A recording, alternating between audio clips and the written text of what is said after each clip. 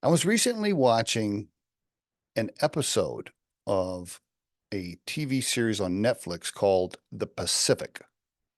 It's about World War II, a bunch of guys that fought in the Pacific Ocean over on all the islands over there by Japan, etc. And in particular, I was watching episode 5, which I want to speak to, and I'm not going to, there's no spoiler alert here or anything, but I was watching episode 5. Very similar to the opening scene in the movie Saving Private Ryan. And I just couldn't help but think about what's going on in today's world and some of the things we focus on. Now I'm recording this on January 7th, 2024. I was watching that show, guys dying, arms being blown off, young kids, young men just sacrificing their lives, their bodies, their mental health, etc., to help keep our country free, like it is today. So many sacrifices in World War II with young men and women to bring us where we're at today. And all of us get to enjoy the freedoms and nice things that we have today, in large part because of that war and many others before that. Anyway, my point is, I was watching these guys during the show, and I thought to myself, wow, okay, so the things that we get upset about today in today's world compared to what some of these dudes went through, like really? Like you get upset because somebody said something about you on Twitter.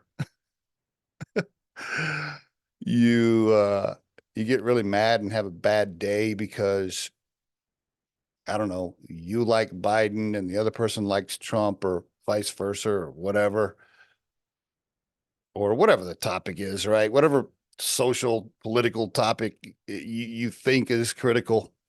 Um, you name it.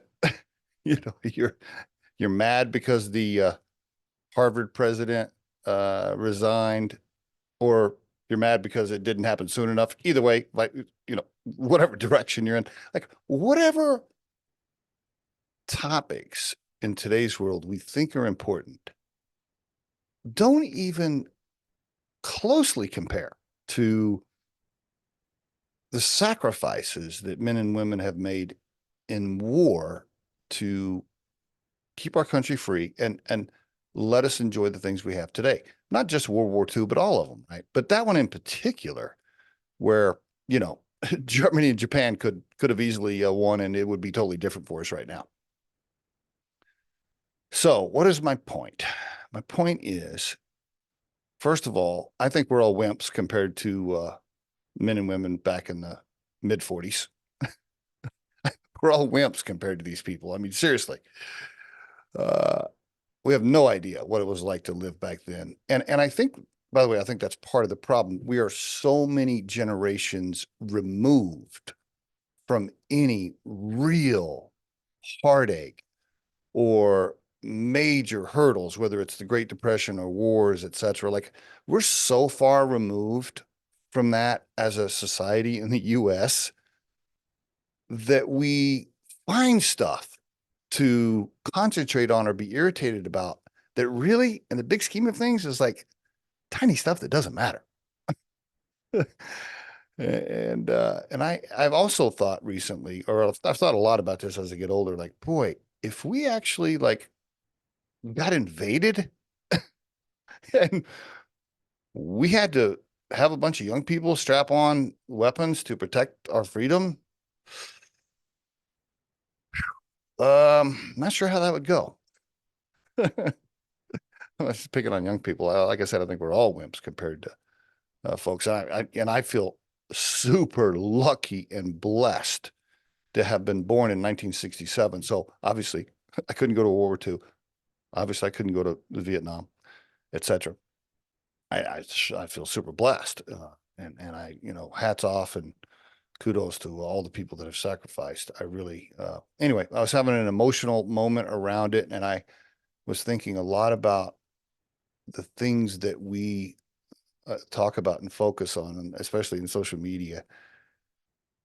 And I'm thinking to myself, I guess the last thing I'll say is, can you imagine like some guy that was in World War II, maybe he stormed the beach at Normandy, whatever, comes home with a chest full of medals. Let's say it's 1947. And all of a sudden he gets in a time machine and he's transported to 2024 and he's looking around. I was just wondering what he would think. And there are your Riderflex thoughts of the day.